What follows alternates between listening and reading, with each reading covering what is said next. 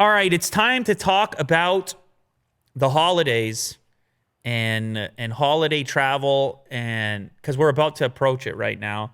First article I have here is somebody trying to make the most of their holiday by traveling to Disney World and recognizing that it was not worth it.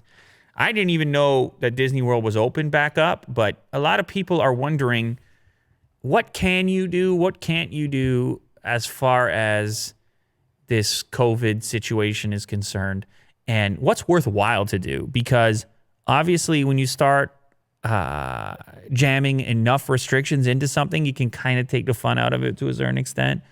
Disney World is supposed to be this magical place, Will.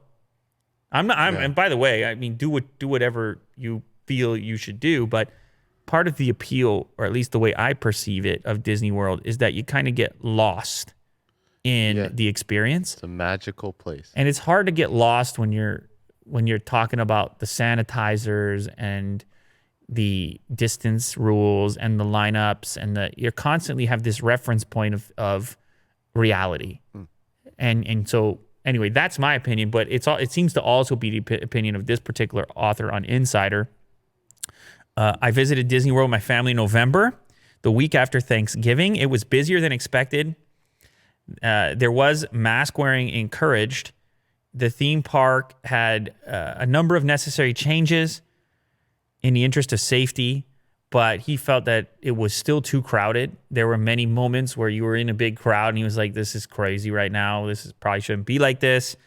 And ultimately decided that it wasn't worth it, the entire experience having gone, I suppose, acting as a warning to everyone else. Now, it's difficult to create this warning because it's like, hey, man, you got out of the house, you did it.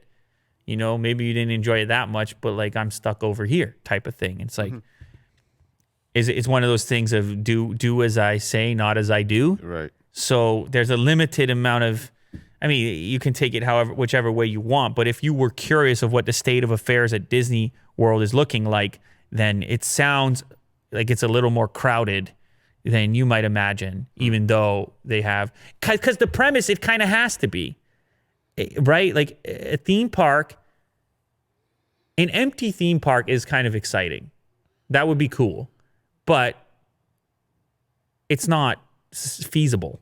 Yeah. Right? And in a weird way, if it's lacking activity, it once again kind of loses. It's like a concert, but you're the only one. Like it's a cool idea. But as far as actually doing it, it kind of kills the vibe a little bit. So the entire structure exists in such a fashion that you need crowds for it to make sense to operate.